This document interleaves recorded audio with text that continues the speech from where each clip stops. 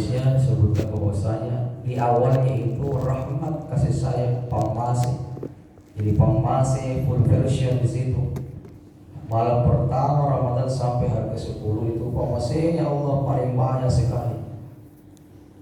Pamasenya karena Allah Ta'ala. Dan ketika malam ke-11 sampai hari ke-20 wa wasadul maghfirah, pengumpuran,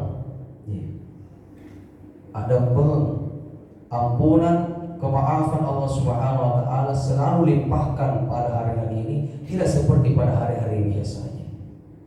Dan wa akhiruhu minkum minan nar, dan di bagian 10 terakhir adalah pembebasan daripada api neraka. Kita selalu berdoa. Kita baca doanya. Nasyhadu an la ilaha illallah wa nastaghfirullah nas'aluka ridhaka wal jannah. Kita minta ridha dan surganya Allah. Menurut ulama bahwasanya bagus kita minta surganya Allah. Itu adalah sangat bagus. Akan tetapi lebih mulia kalau kita minta dibebaskan daripada api neraka.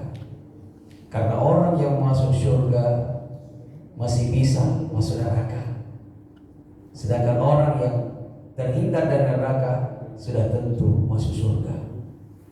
Makanya dalam doa kita itu, wa nas'aluka ridhaka wal jannah wa na'udzubika min sakhtika wan nar.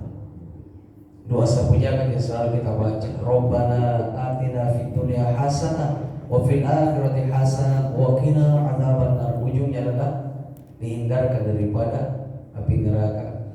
Sedangkan orang yang masuk surga bisa jadi orang itu transit dulu di neraka, di laundry, dikasih hilang semua dulu noda-nodanya, baru masuk di surga. Tapi orang yang sudah bebas dari neraka sudah tentu penghuni surga.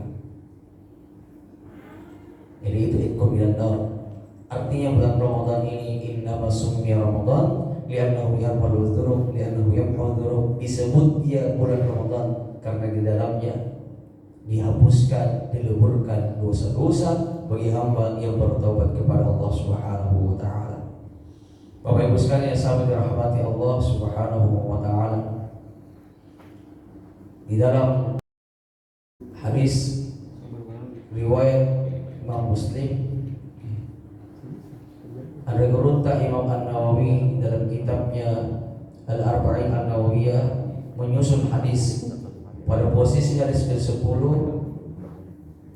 beliau menyebutkan dari Abu Hurairah radhiyallahu anhu, semoga Allah meridhoinya, bahwa Nabi sallallahu alaihi wasallam bersabda, "Innallaha thayyibun la yaqbalu illa thayyiba." Sesungguhnya Allah Subhanahu wa taala itu baik, tidak menerima kecuali yang baik-baik.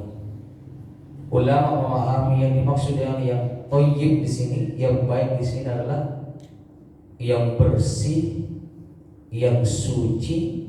Karena bersih belum tentu suci. Biasa buang air besar atau kecil, kita cebok, nggak bisa. Menurut kita bersih, tapi ternyata belum suci. Makanya ada fikih menjelaskan istinja, setinja. Banyak orang tidak memahami, sehingga dia mengumpulkan uang berbulan-bulan, berjuta-juta untuk naik umroh dan haji, tapi ternyata di sana secara syariat tidak sampai. Misalkan tudang dia jongkok, istilahnya cengkeh, buang air kecil, dia bilang selesai ini ambil air, habis cuci, sekali lagi tong, pas berdiri ada lagi keluar. Tentu basah itu di dalam, celana dalamnya basah, bernajis pakainya, lalu dia pergi berwudu, kemudian dia pergi sholat, Allahu Akbar, sahkah sholatnya? Tidak. Kenapa membawa najis? Persyaratan sahnya sholat, suci pakaian, suci badan, suci tempat. Itu antara pentingnya yang namanya menjaga kesucian. Jadi bersih, suci, dan juga halal.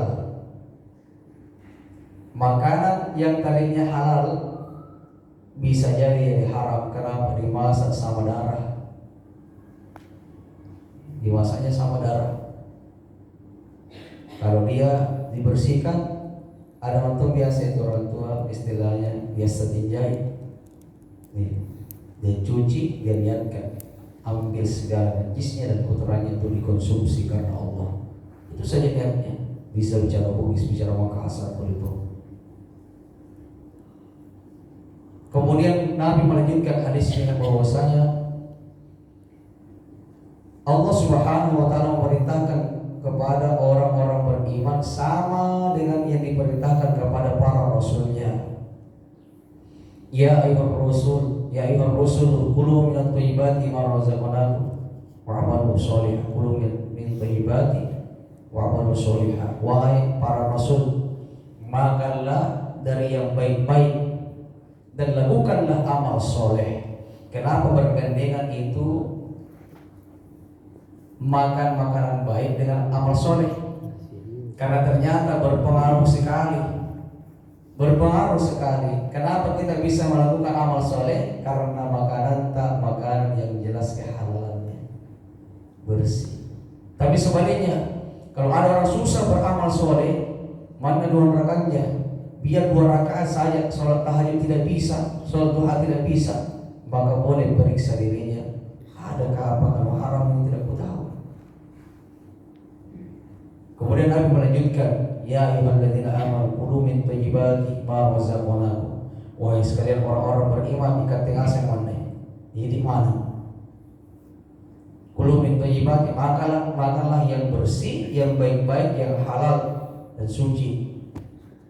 Washkuru lillahi in kuntum iyyahu ta'budun. Dekat lagi antara makan yang baik dengan syukur. Artinya orang yang makan makanan baik tentu rasa syukurnya paling tinggi. Dan ketika kita berkeluh kesah, tidak bersyukur, berarti ada sesuatu yang tidak beres dari makanan yang kita konsumsi. Kemudian Nabi menceritakan bahwasanya ada seorang laki-laki yutirus safarah, perjalanan jauh. Kalau di Arab itu perjalanan jauh biasanya haji, perjalanan haji. Ash'atha akbar, pakaiannya sudah kotor, banyak sekali debu. Kalau di sana itu kan ada hujan debu namanya. Ya.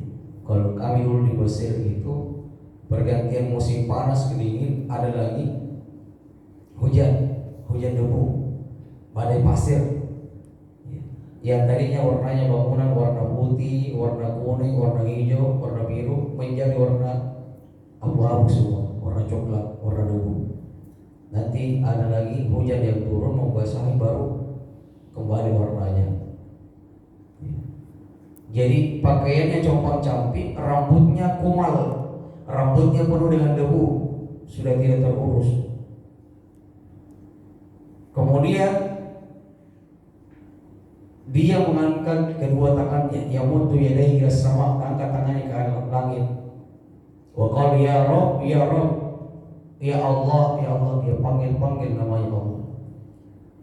Menurut ulama bahwasanya 4 cirinya dikabulkan doanya. Pertama, karena dia safar, perjalanan. Jadi kalau kita ada dalam keadaan perjalanan safar, dikabulkan doa. Selama perjalanan itu bukan untuk maksiat, dikabulkan kita punya doa. Kemudian yang kedua, orang ini dalam keadaan butuh, habis bekalnya, baik pakaiannya saya tidak terurus, rambutnya kumat dan seterusnya, keadaan sangat butuh. Mungkin kita pernah dengarkan kisahnya, ada 3 orang ketika hujan di atas gunung, mereka berteduh di dalam gua. Tiba-tiba jatuh batu bongkahan besar tutup persis di depannya pintunya gua, sehingga gua itu tertutup rapat, tidak bisa orang keluar. Mereka bertiga dalam keadaan genting, dalam keadaan sangat butuh, sehingga mereka berdoa dengan berwasilah amal saleh yang mereka lakukan. Maka Allah Subhanahu wa taala membukakan itu batu sedikit demi sedikit, sehingga bisa mereka keluar dalam keadaan butuh mereka bisa berwasilah dengan amal soleh, dikabulkan doanya. Kemudian yang ketiga, ciri orang yang diterima doanya adalah mengangkat tangannya ketika berdoa. Ada guru Imam An-Nawawi menyebutkan dalam Al-Azkar Nawawi bahwasanya caranya Nabi berdoa itu tiga. Pertama, tangannya di bawah, kemudian berpapasan dengan wajahnya, kemudian diangkat lagi sampai kelihatan ketiaknya. Jadi angkat tangan ketika kita berdoa. Sesungguhnya Allah Subhanahu wa taala malu, sangat malu ketika hambanya mengangkat kedua tangannya lalu tidak diberikan apa yang dia minta. Ya. Jadi mengangkat tangan kiri yang ketiga dikabulkan doa.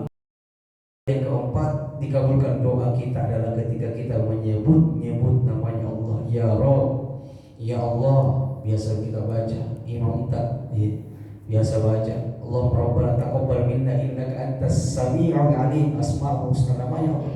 As-Sami' yang maha mendengar, Al-Alim yang maha mengetahui, yang maha mendengar apa yang kita minta, yang maha mengetahui apa yang kita butuhkan.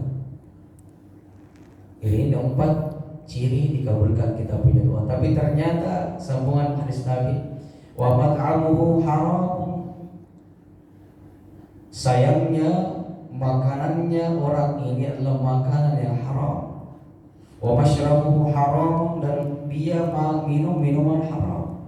Wa malbasuhu haram, dan pakaiannya dari sesuatu yang haram. Wa ghudhiya bil harami, dan dagingnya, tulangnya tumbuh itu dari sesuatu yang haram. Fa anna yustajabu lidzalik? Apakah pantas dikabulkan doanya? Ternyata yang menghalangi doa kita adalah sesuatu yang haram, yang tidak suci, yang tidak bersih, yang tidak halal. Kita minta sama Allah, ya Allah kabulkanlah doaku, ya Allah mudahkanlah sekolahnya anakku, malah gagal. Ya Allah berikanlah rezekimu, malah banyak utang. Ya Allah berikanlah kesembuhan utang, malah tambah sakit parah. Kenapa? Bisa jadi kita melakukan 4 hal tadi ini diceritakan Nabi, tapi ternyata masih ada sesuatu yang tidak beres, mungkin dari yang kita konsumsi, makanan, minuman, pakaian yang kita pakai. Mudah-mudahan dengan bimbingan Rasulullah melalui hadisnya ini yang ditempatkan oleh An-Nawawi Imam Nawawi, hadis ke-10 dalam hadis Al-Arba'in An-Nawawi, bisa menjadi pegangan kita supaya kita menjadi orang yang beruntung, tidak menjadi orang yang senantiasa menurutnya beribadahnya luar biasa, akan tetapi ada sesuatu yang menghalangi doanya, itulah sesuatu yang haram. Kita diberikan kekuatan dan kita diberikan kesehatan jasmani, rohani, dan umur yang panjang oleh Allah Subhanahu wa taala, bisa menyempurnakan Ramadan ini dan bertemu dengan Ramadan berikutnya dan mendapatkan peringkat ketakwaan kepada Allah Subhanahu wa taala. Amin ya rabbal alamin. Mudah-mudahan bermanfaat untuk kita semuanya. Mari kita angkat tangan, tundukkan kepala kita, seraya berdoa kepada Allah Subhanahu wa taala. Semoga kita mendapatkan keberkahan, keselamatan di dunia bersama anak istri kita, bersama pekerjaan kita, lingkungan kita semuanya. Ala hadza khulasin ila hadratin Nabi Mustafa Muhammad Rasulullah sallallahu alaihi wasallam. Syukurillah. Al-Fatihah. Bismillahirrahmanirrahim. Alhamdulillahirabbil alamin. Allahumma shalli ala sayyidina Muhammad. Iyyaka na'budu wa iyyaka nasta'in. Ihdinas siratal mustaqim. Bismillahirrahmanirrahim. Alhamdulillahirabbil alamin.